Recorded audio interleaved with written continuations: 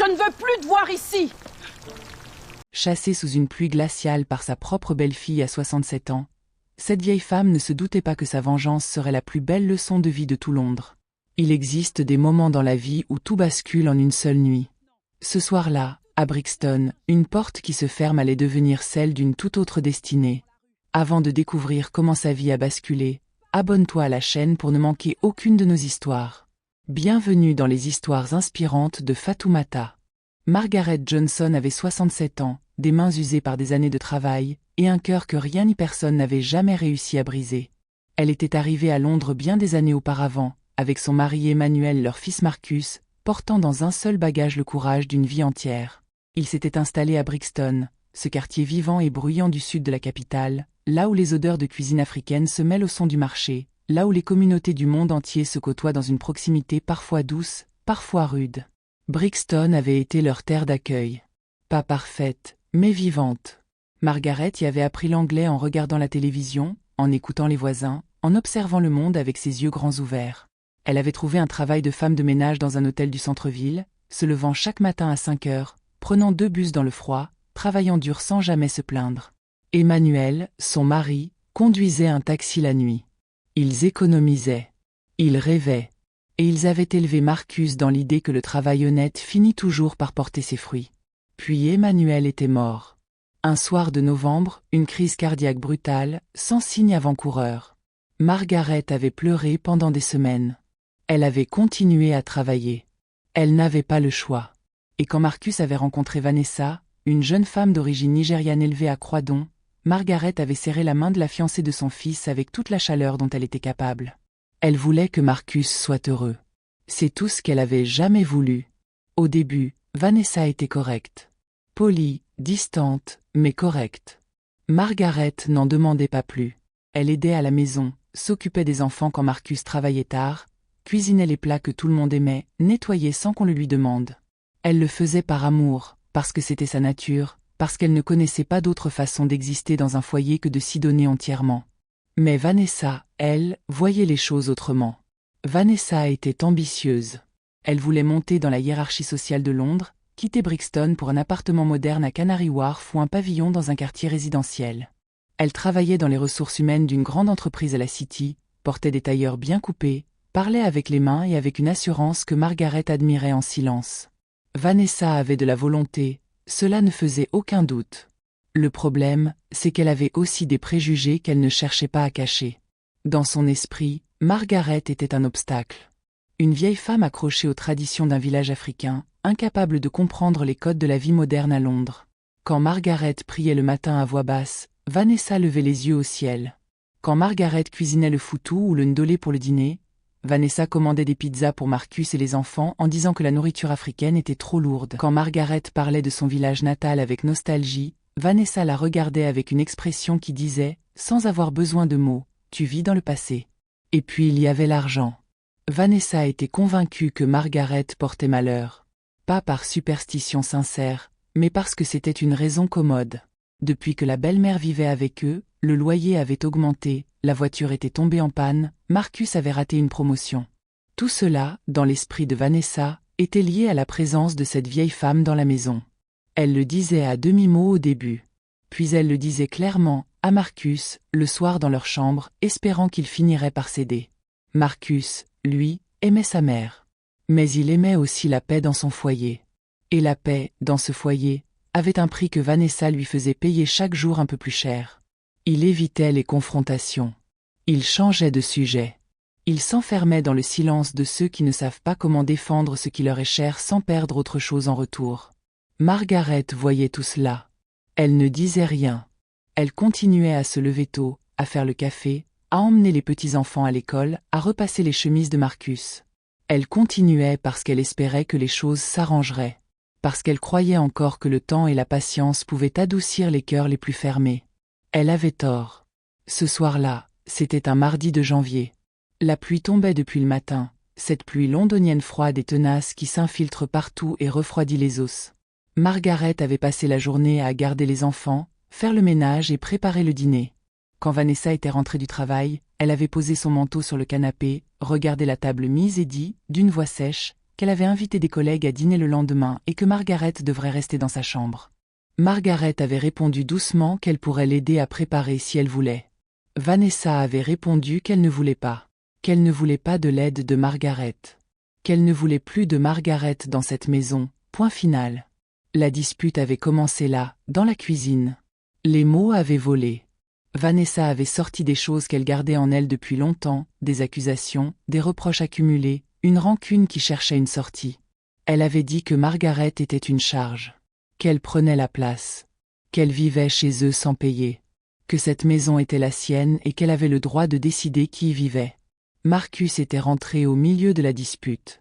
Il avait essayé de calmer les esprits. Mais Vanessa était allée dans la chambre de Margaret, avait sorti le petit sac de voyage en tissu imprimé qui était rangé sous le lit, et avait commencé à y jeter les affaires de la vieille femme. Un pull. Un sac à main en simili-cuir. Une Bible usée au coin. Une photo encadrée d'Emmanuel. Puis elle avait posé le sac dans l'entrée. Elle avait ouvert la porte d'entrée. Et elle avait dit, devant les voisins qui passaient dans le couloir de l'immeuble, devant les enfants qui regardaient depuis le salon, devant Marcus qui ne disait rien. « Tu ne vivras plus sous mon toit. » Margaret avait regardé son fils. Marcus avait baissé la tête. Elle avait pris son sac. Elle n'avait pas pleuré. Du moins pas là, pas devant eux. Elle avait juste pris son sac, boutonné son manteau jusqu'en haut, et elle était sortie dans le froid de la nuit londonienne. La pluie l'avait accueillie sans ménagement. Elle avait marché longtemps. Elle ne savait pas exactement où elle allait. Elle avait dans sa poche un vieux portefeuille avec quelques pièces, une carte de bus périmée, et le numéro de téléphone d'une ancienne collègue qu'elle n'avait pas appelée depuis des mois. Elle avait marché vers le nord, instinctivement, vers les lumières plus vives, vers le bruit de la ville qui continue même quand les vies s'effondrent. Elle s'était arrêtée devant une petite boutique de fish and chips encore ouverte. Avec ses dernières livres sterling, elle avait acheté un paquet de frites emballées dans du papier journal, un thé dans un gobelet en carton, et un petit pain rond. Le caissier, un homme d'une 50aine d'années avec un tablier taché, l'avait regardé avec ce regard qu'on réserve aux gens qui ont l'air perdus. Il n'avait pas dit grand-chose. Il lui avait juste rendu la monnaie avec une expression un peu plus douce que d'habitude. Margaret avait continué à marcher. Elle avait traversé des rues qu'elle ne reconnaissait pas, passé sous des ponts où le bruit des trains lui avait fait lever les yeux un instant, longé des immeubles de verre qui reflétaient les lumières de la ville dans la nuit mouillée. Elle s'était retrouvée dans un quartier plus calme, plus sombre, quelque part entre les lumières de Canary Wharf et les quais déserts au bord de la Tamise. C'est là qu'elle l'avait vu. Derrière un arrêt de bus, à moitié caché dans l'ombre, il y avait un homme allongé sur le béton mouillé. Un homme jeune, bien habillé, une veste de costume sombre, des chaussures à semelles épaisses. Il avait le visage tourné de côté, les lèvres bleuies, le corps parcouru de tremblements discrets. Plusieurs personnes avaient déjà passé devant lui. Une femme avec un parapluie avait jeté un coup d'œil et avait pressé le pas. 2 hommes en costume avaient échangé un regard et continué leur chemin. Quelqu'un avait même dit, sans s'arrêter, qu'il était probablement ivre. Margaret, elle, s'était arrêtée. Elle avait posé son sac. Elle s'était accroupie malgré ses genoux douloureux. Elle avait posé sa main sur l'épaule de l'homme et l'avait appelé doucement, comme on appelle quelqu'un qu'on ne veut pas effrayer. L'homme avait ouvert les yeux. Des yeux clairs, épuisés, remplis d'une confusion qui ressemblait à de la terreur. Il avait regardé Margaret. Et dans un souffle à peine audible, il avait dit « Please, I'm hungry ». Margaret avait regardé son paquet de fish and chips. Son thé encore chaud. Son petit pain. Ses dernières provisions, achetées avec ses dernières pièces, pour une nuit dont elle ne savait pas encore ce qu'elle lui réservait.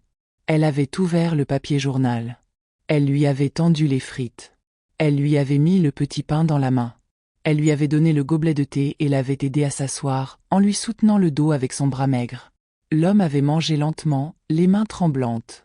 Margaret avait enlevé son manteau et l'avait posé sur ses épaules, gardant pour elle son pull et le froid de la nuit. Elle lui avait parlé doucement, dans ce mélange d'anglais et de mots de chez elle qu'elle utilisait quand elle voulait réconforter quelqu'un. Elle lui avait dit que tout allait bien se passer. Qu'elle était là. Qu'il n'était plus seul. Elle était restée toute la nuit. Elle n'avait pas dormi. Elle avait veillé sur lui comme une mère veille sur un enfant malade, surveillant sa respiration, lui gardant les mains au chaud entre les siennes, lui répondant quand il murmurait quelque chose dans un demi-sommeil. La pluie avait continué à tomber. Margaret avait froid. Elle avait faim. Mais elle ne bougea pas. Il y a des choses que certaines personnes font non pas parce qu'elles y ont réfléchi, mais parce que c'est ainsi qu'elles sont faites. Margaret Johnson était faite de cette façon-là. Elle ne pouvait pas laisser quelqu'un mourir dans la rue. C'était aussi simple que cela. Le matin arriva avec une lumière grise et froide, comme London sait en fabriquer en hiver.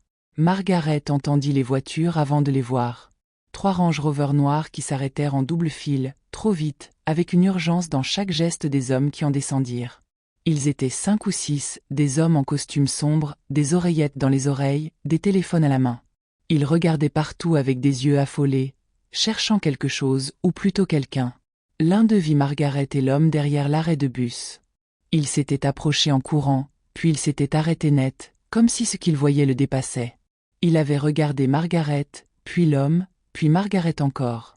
Il avait sorti son téléphone et composé un numéro en disant 3 mots à voix basse.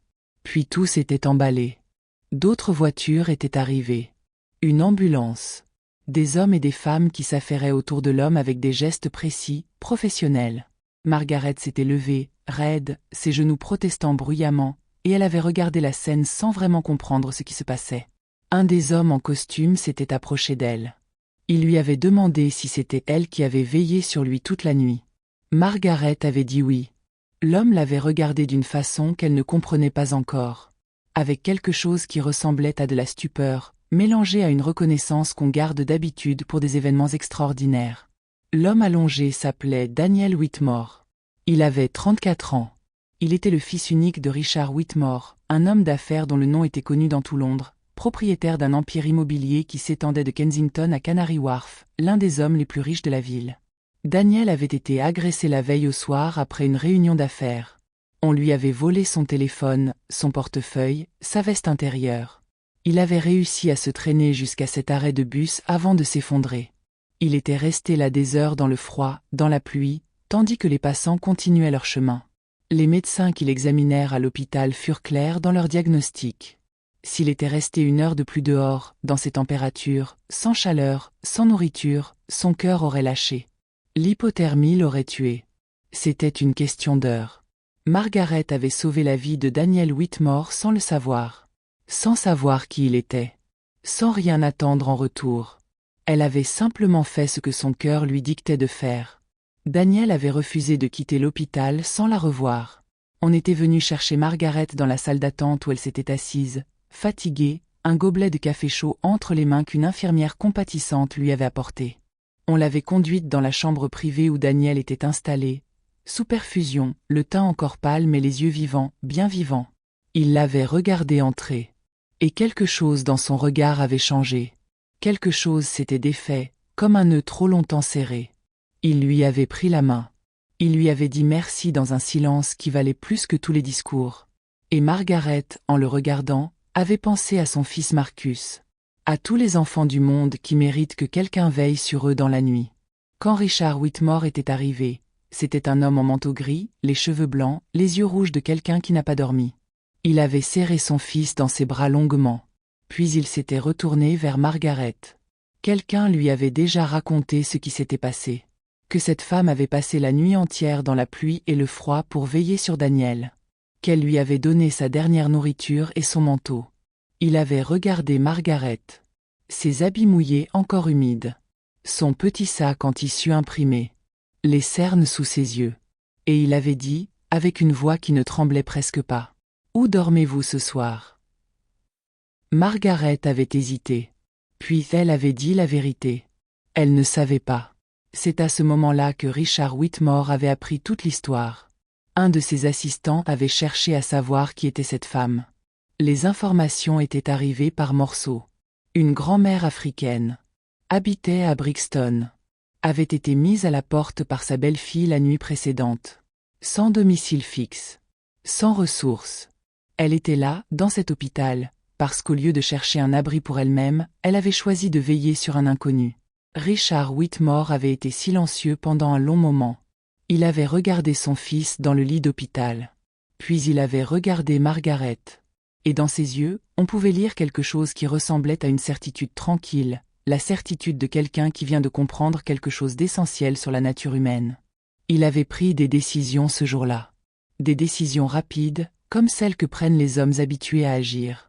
Il avait demandé à son équipe de trouver un logement pour Margaret dans les plus brefs délais. Une maison, pas un appartement de passage. Une maison où elle pourrait vivre dignement, avec tout ce dont elle avait besoin. Il avait mandaté son médecin personnel pour s'assurer qu'elle bénéficiait de tous les soins nécessaires. Et quelques jours plus tard, il lui avait proposé quelque chose qu'elle n'avait pas vu venir. Il existait une fondation caritative liée au groupe Whitmore, une structure qui finançait des projets dans les communautés défavorisées de Londres. Logement, accès aux soins, soutien aux familles en difficulté. La fondation fonctionnait bien mais elle manquait, selon Richard, de quelque chose d'essentiel. D'une âme. De quelqu'un qui comprenne vraiment ce que signifie avoir besoin d'aide. De quelqu'un dont la présence seule était une garantie d'intégrité. Il avait proposé à Margaret d'en devenir la responsable. Margaret avait cru qu'elle avait mal compris. Elle lui avait demandé de répéter. Il avait répété. Elle avait demandé pourquoi elle.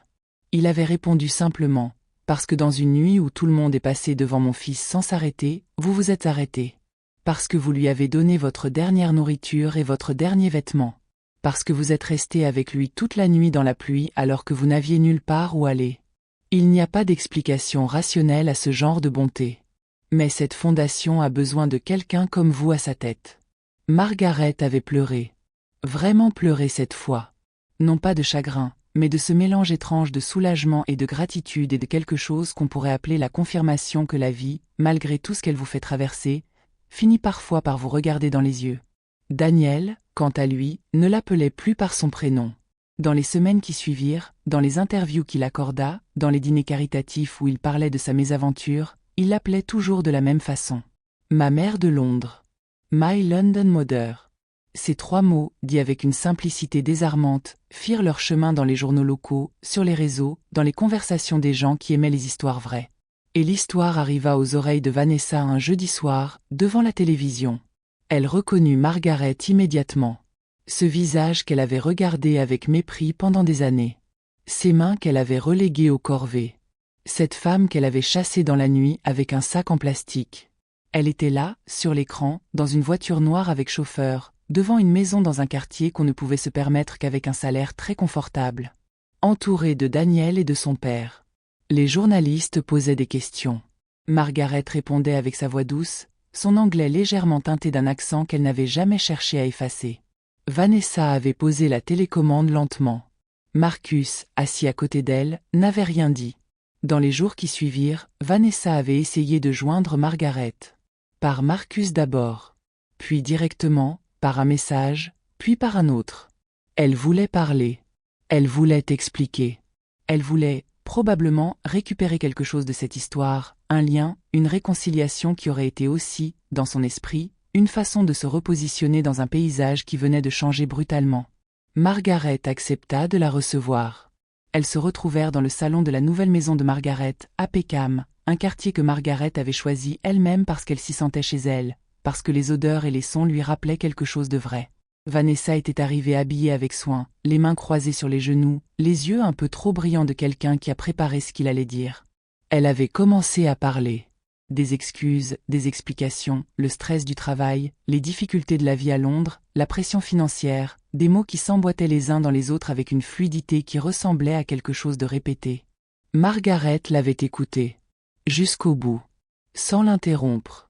Puis elle avait dit, posément, avec cette tranquillité qui appartient à ceux qui ont traversé des épreuves suffisamment difficiles pour ne plus avoir peur de rien. Quand j'avais faim, tu m'as chassé. Quand lui avait faim, je l'ai nourri.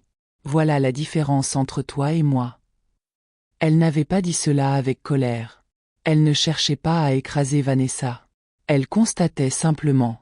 Elle nommait ce qui s'était passé sans haine et sans amertume, juste avec la précision de quelqu'un qui a fait la paix avec sa propre histoire.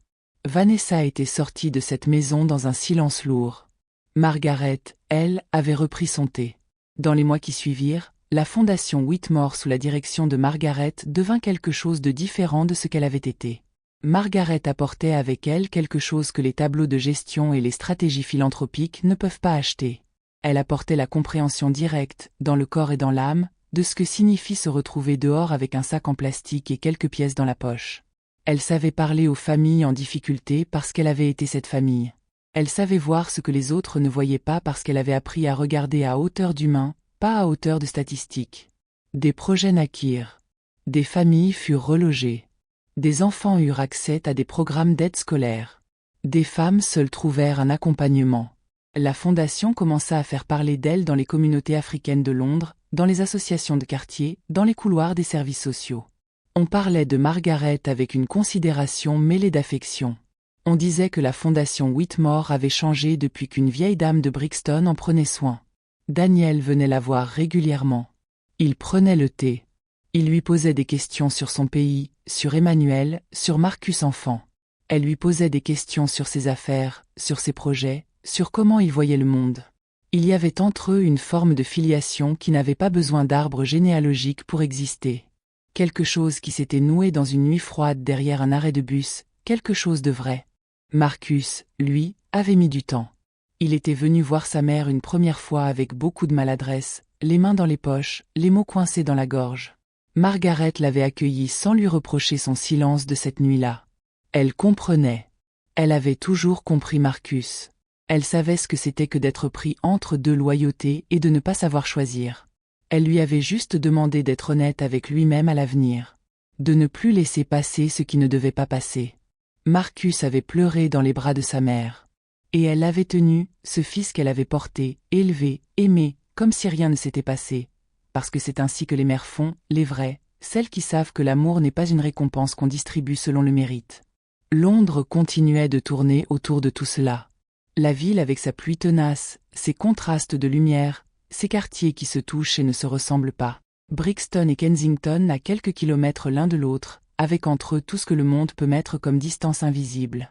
Margaret traversait ces distances maintenant avec une liberté qu'elle n'avait pas connue depuis longtemps. Elle allait de Peckham à Canary Wharf, de Croydon au beau bureau du West End, portant avec elle cette façon d'être qu'on ne peut pas apprendre dans une école, cette façon d'entrer dans une pièce et de faire en sorte que les gens s'y sentent vus. Elle n'avait pas oublié. Elle n'avait pas oublié le froid de cette nuit, le béton mouillé, la pluie qui ne s'arrêtait pas. Elle n'avait pas oublié le visage de Daniel dans l'ombre, les lèvres bleuies, la voix qui demandait de l'aide. Elle portait tout cela avec elle, pas comme une blessure, mais comme une boussole. Comme quelque chose qui lui rappelait en permanence pourquoi elle faisait ce qu'elle faisait, et pour qui elle le faisait.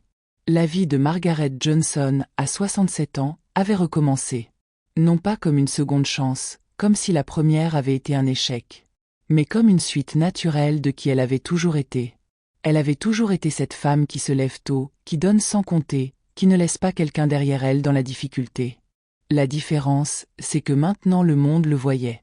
Et quelque part, dans le ciel de Londres ce soir-là, on pouvait presque imaginer Emmanuel qui regardait tout cela avec la fierté tranquille de ceux qui savent, depuis toujours, de quel bois leur femme est faite.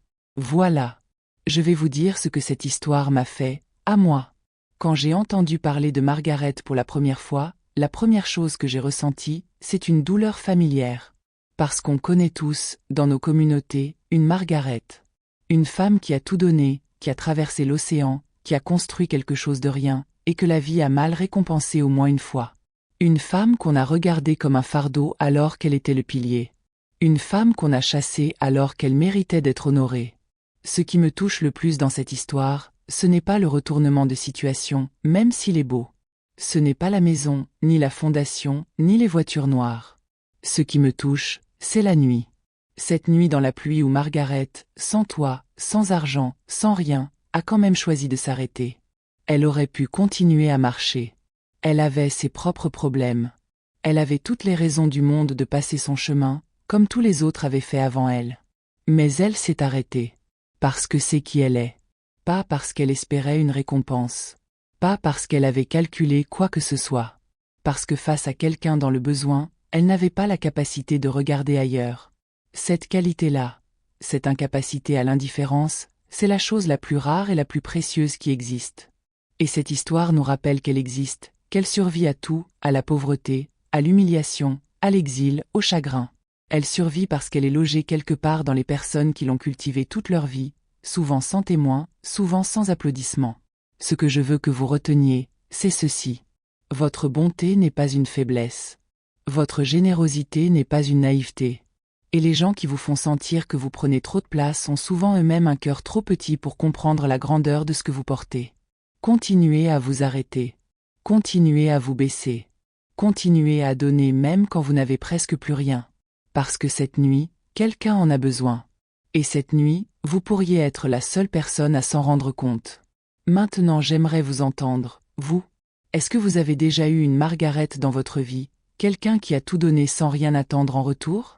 Ou peut-être que vous avez été cette personne vous-même, celle qui reste quand tout le monde part? Partagez votre histoire dans les commentaires. Je lis tout. Et parfois, les histoires les plus belles sont celles que vous vivez.